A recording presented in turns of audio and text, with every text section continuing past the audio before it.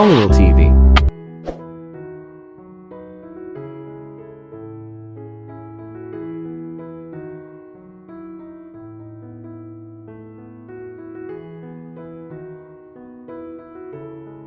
sumunod na araw ay lalong naging kagulat-gulat kay Rosie. I can't believe you, Rosie. Dialogo ni Ella. Naglalakad sila sa mahabang pasilyo na pinaka-entrada ng eskwelahan. I'm your best friend, but I'm the last to know. Nang ano? Takang tanong ng dalaga. Umirap si Ella. Ni minsan hindi mo man lang binanggit sa akin ang tungkol kay Mike. Tapos all of a sudden kayo na pala? Napamulagat si Rosie. Ano? Hindi siya makapaniwala sa narinig. Magde-deny ka pa sa akin? Nagtatampong tura ni Ella. Hey, wait. Hindi ko yata naiintindihan. Naiiling na wika ni Rosie. Oh, by the way, karapatan mo naman iyon. You can keep anything private. Ganyan ka naman talaga. Sinansala ni Rosie ang kaibigan. Nagiging komplikado ang sitwasyon. Sumandali silang tumigil sa paglalakad. Linawin mo nga, saan mo ba nakuha ang balitang kami ni Mike? Mag-on? Napatawa pa ang dalaga sa huling katagang kanyang sinabi. Halos lahat ng estudyante rito sa university ay alam na iyan, so I guess hindi mo na kailangang itago even from me.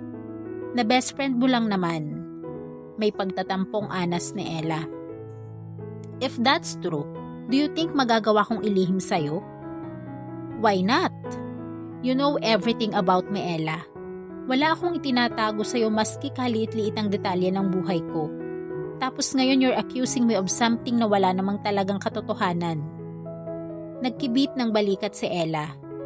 Malay ko, baka inisip mong I'm not in favor of Mike. Dahil kilalang-kilala ko na ang pagkapalikero niyan sa chicks. Hindi na kumibo si Rosie.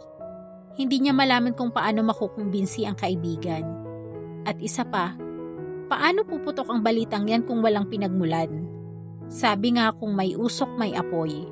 Dugtong pa nito. Kunot noong bumaling sa malayo si Rosie. Hindi ko nga alam kung saan ang galing ang chismis na yan. Tinitigang mabuti ni Ella ang kaibigan. Sa tingin naman nito'y tila wala naman siyang itinatago. Mukha talagang inosente. Pero nakakapagtakang may lumabas na ganoong balita. Do you know Mike Torres personally? I really had no idea na nagkakilala pala kayong dalawa. Actually, noong nakaraang araw lang, pagtatapat ni Rosie, gumagawa ako ng research sa library. Lumapit siya, humiram ng libro sa akin. Yun lang. Pagkatapos that afternoon, inihatid niya ako sa dorm. May nakakita ba sa inyo? Oo, marami. Nagpatuloy sila sa paglalakad. Pero imposible naman na porke maraming nakakita sa amin in that simple situation, ay pagdududahan na kaagad nilang there is something going on. Sumakay ka sa kotse niya? Pagdududahan ka talaga. Sabi naman ni Ella. It's not fair. Rosie, hindi mo ba alam? Si Mike ang type of guy na kapag may nakausap na babae, a minute later shota na niya. Umirap ito kay Rosie. Kung sa bagay, napaka-inosente mo naman kasi. Wala kang kakilala kundi iyang libro mo. Kinurot ni Rosie sa tagiliran ang kaibigan. Nagkatawanan sila. Marahil ay sadyang kalat na ang balitang mag-on na sila ni Mike. Bakit hindi? Dati-rati kung siya'y nagdaraan sa mga grupo ng mga codes. Wala lang, hindi siya pinapansin ng mga ito. Pero ngayon, malayo na siya'y pinagmamasdan pa rin siya ng mga ito mula ulo hanggang paa. Naging instant sikat. Tukso ni Ella. Anong feeling mo? Nakakairita. Kay Mike wala ka bang nararamdaman? Patuloy na panunukso ni Ella. Gusto nitong hulihin ang kaibigan. Siguro'y dapat ko siyang kausapin to clear these things out. Malayong tugon ni Rosie. May pilyang ngiti na gumuhit sa mga labi ni Ella. Sabihin mo nga sa akin, my dear friend, wala ka ba kahit kaunting spot dyan sa puso mo ang tumibok habang kinakausap ka ni Mike? Napalunok ang dalaga. Pilit siyang pinipiga ni Ella. Meron ano? Pangungulit pa rin ito. I'm just an ordinary girl, Ella. But don't worry, I can handle it. Umamin siya sa kaibigan na ikinagulat nito. You mean you're one of the girls? Ani ni Ella na ang tinutukoy ay ang mga babaeng nagsusuwon kay Mike. Crush lang naman iyon, Ella. A simple admiration. Hanggang doon lang. So you can never tell I'm one of the girls dahil hindi ko naman ipinapahalata yun. Pagtatanggol niya sa sarili. Hindi makapaniwala si Ella.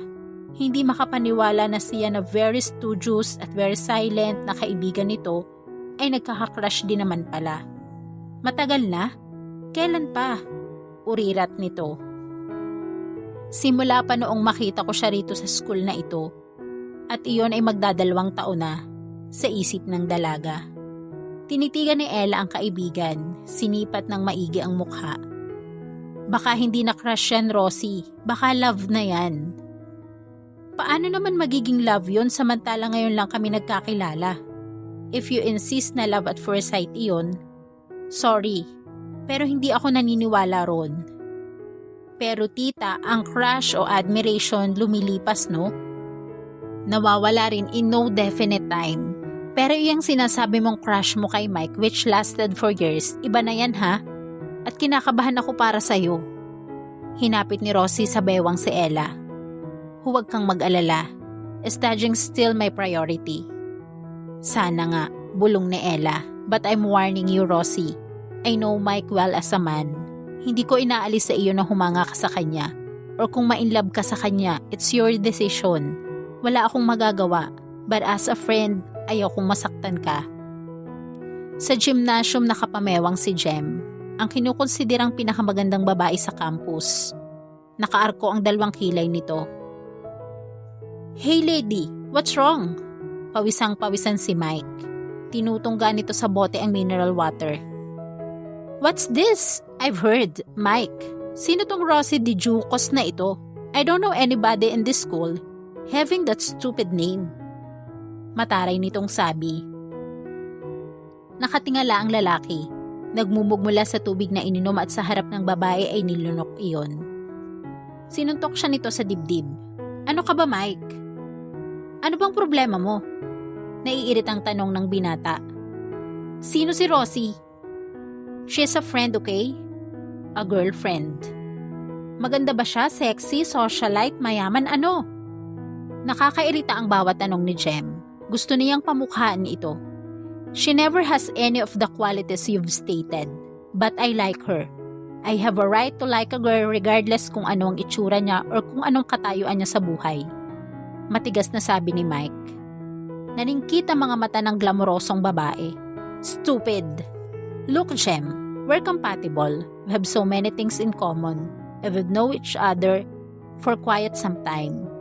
Pero wala akong commitment sa'yo. You know it. At lalong wala akong commitment kahit kanino. That's what you think. Matigas na sabi ni Jem sa mahinang boses. At saka mabilis itong tumalikod. Nang hapong ding iyon, sinadya ni Rosie si Mike sa practice nito. At tubili ang kanyang paglapit, subalit kailangan niyang gawin ito once and for all. Naglalaro pa si Mike kung kaya tumayo na lamang siya sa isang tabi. Hihintayin niyang mag-time out ito.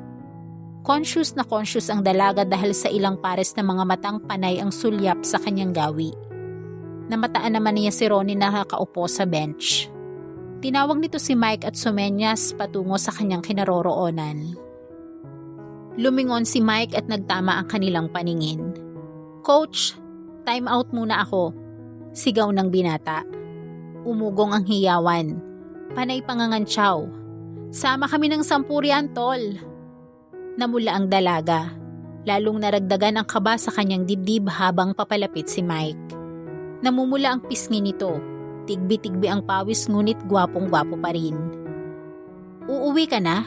Iyon ang kaagad itinanong nito nang makalapit sa dalaga. Parang hindi maibuka ng dalaga ang kanyang bibig dahil sa tindi ng kaba. Huminga siya ng malalim. Tinipon ang lakas na natitira pa sa katawan. Pwede ba tayong mag-usap? Sure, all the time. Tungkol saan? Tungkol sa hindi kaagad niya na ituloy ang sasabihin. Lumingon sa paligid, maraming nakatingin. Naunawaan naman ni Mike. Sa labas na lang tayo mag-usap, sabi nito. By the way, can I ask a favor? Ano yon? May hawak na towel ang binata. Iniabot nito iyon sa dalaga. Alanganing hindi naaabutin iyon ni Rosie. Pakipunas naman ang likod ko. Malambing na pakiusap ni Mike. Bago pa nakatanggi si Rosie, tinalikuran na siya ng lalaki at iniumang ang likod nito na basang-basa ng pawis. Hindi malaman ni Rosie ang gagawin, kung dapat ba niyang sundin ang utos nito o hindi. Sobra naman yata ang pang-aabuso ang ginagawang ito ng binata como hindi siya makapalag. Nakasimangot na tumalima si Rosie. Pinasadahan ng tuwalya ang likod ni Mike. Sa ayos nilang dalawa, kaduda-duda ngang meron silang relasyon.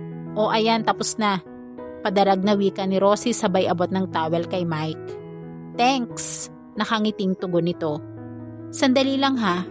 Lumapit si Mike sa coach na nakaupo sa bench. Nagpapaalam. Nagdamputin nito ang bag na naglalaman ng mga gamit ay muling umugong ang mga kansyawan. Nakatingin ang mga ito sa kinaroroonan ni Rosie. Hiyang-hiya ang dalaga. Pilit iniiwas ang tingin. Mas lalo naman ang maglakad na silang dalawa. Halos lahat ng kanyang masalubong ay tumitingin. Karamihan sa mga babaeng iyon ay may inggit sa mga mata. Gayunpaman, may ilan pa rin na kahit makitang magkasabay na sila ay patuloy pa rin sa pagpapakyut sa lalaki. May mga kumakaway at may mga bumabati. Tila hindi siya pansin. At ang kumag namang si Mike na ito, panay ang cute responses sa mga babae. Ibig na maasar si Rosie, pero sa tingin niya ay wala namang dahilan para siya maasar. Muli siyang nakasakay sa mabangong kotse ni Mike. Paandarin na sana ng lalaki ngunit pinigil niya. Huwag na, hindi na siguro kailangang humanap pa tayo ng ibang lugar para mag-usap. Pwede na dito sa kotse mo. Anyway, it won't take long. May nais lang akong linawin. Lakas loob na umpisa niya. Nagkibit ng balikat si Mike. Umayos ng upo paharap sa dalaga. As you wish, tungkol ba saan? Titig na titig ito sa dalaga. Ilang na ilang naman si Rosie. Sa iba niya ay dinadako ang paningin. Tungkol sa mga kumakalat na balita. About us? You know very well na walang katotohanan iyon. Huminga ng malalim ang dalaga. At saka saglit na sumulyap sa binatang kaharap. Hindi ko na siguro kailangang itanong o hanapin kung sino ang pinagmula ng maling balita. All I want is your cooperation. We have to clear these things out. I mean, hindi niya malaman kung paano ipapaliwanag ang gusto niyang sabihin. Panay ang sulyap niya sa lalaki na walang kakurap-kurap sa pagkakatitig sa kanya. Para bang amused na amused ito sa pakikinig. Tumikhim si Rosie, pampalakas ng loob. Mali ang balita, hindi fair sa akin. Hindi rin fair sa'yo. So siguro kailangan nating linisin ang mga pangalan natin. Huminga siya ng malalim matapos masabi ang layunin sa binata. And what if ayokong makipag-cooperate sa'yo? Nakangising tanong ni Mike. Gulat na napatingin si Rosie sa lalaki. Nagtatanong ang mga mata. What if gusto ko pala iyong maling balita na maging totoo? Dugtong pa ng lalaki. Hindi nakatugon si Rosie. Tinitigan ng matalim si Mike. Anong ibig mong sabihin? I'm really frank and I'm really fast. Gusto kitang maging girlfriend, Rosie. Direct to the point na wika ng lalaki. Hindi ako nakikipaglokohan, galit na sabi ni Rosie. Look, sweetheart. Hinawakan pa ni Mike sa baba ang dalaga. Iwinaksi naman ito ng huli. You got into my car, and when I kiss you, hindi ka nagalit. So that means you even like me the same. Namula ng husto si Rosie. At sa tindi ng pagkapahiyang nadama, napaiyak siya sa dalawa niyang palad. Ang kapal mo. Kakaibang damdamin ang sumapuso ni Mike habang pinagmamasdan nitong umiiyak ang babae. Hindi ito naaawa kundi parang nai-in love. Pinakaiba siya sa mga babaeng nakilala nito. Inosente, babaeng babae. Parang ang sarap mahalin. Hinawakan siya nito sa buhok. Ang intensyon nito ay aluin siya. Ngunit hinampas niya ang kamay nito. Huwag mo akong hahawakan. Umiiyak na sabi niya. I'm sorry. Sincere na bulong ni Mike. Pinunasan ni Rosie ang mukha. Hindi ako katulad ng ibang babae. Sa garalgal na tinig ay nawika niya. Huwag mo akong itulad sa kanila. Promise, I won't. Hinawakan ni Mike ng dalawang palad ang mukha ni Rosie. Itinunghay iyon. Tinitigan ng matagal, pinunasan ang natitirang luha sa mata. I love you. Pabulong na wika nito na ang mukha'y halos lumapat na sa dalaga. Nakapagtatakang walang nagawa si Rosie. Nakapikit lamang siyang naghihintay sa mga susunod na mangyayari. At naglapat ang kanilang mga labi. Banayad, marahang iginagalaw-galaw ng lalaki ang kanyang labi. Maging ang dila nito ay lumalapat na sa bireheng labi niya. Matagal ang halik na iyon. At matagal ang nagpaubaya ang dalaga. Naging alipin siya ng sensasyon at ng kakaibang damdamin niya para sa lalaki. Sa kalaunay parang natutunan na rin ni Rosie ang paghalik na kagaya ng ginagawa ni Mike. Natuto siyang gumanti. At sa pagkakataong iyon tila nag-alab ang damdaming lalaki ni Mike. Mula sa mukha ay bumaba ang isa nitong kamay padaos-dos sa dibdib ni Rosie. Noon parang natauhan ang dalaga na itinulak palayo si Mike. Humihingal na humalagpos ang binata. Napasipol ito at napabagsak ang dalawang kamay sa harap ng manibela. Sayang. Nag-blush na muli si Rosie. Yukong-yuko ang ulo. Hinapit siya sa balikat ni Mike. Biro lang. Paano? Ihahatid na kita? Tumango lang si Rosie. Habang nasa daan ay panay ang kanta ni Mike. Sumasabay ito sa musikang hatid ng car stereo. Mukhang masaya. Siya man ay gayon din. Oo, masayang masaya siya. Ngunit ano ba itong nangyayari? Pwede ba iyong basta gano'n na lang? Official na ba ang pagiging mag-on nila ni Mike? Gusto niyang tanungin ang binata ngunit nagdadalang hiya naman siya. Walang kasiguruhan ang pinasok niyang relasyon. Basta bigla na lang, eto sila na.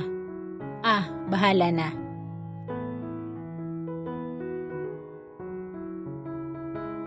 At dito po nagtatapos ang ating kwento. Sabay-sabay po nating abangan ang sunod na kabanata. Maraming salamat po. God bless and stay safe.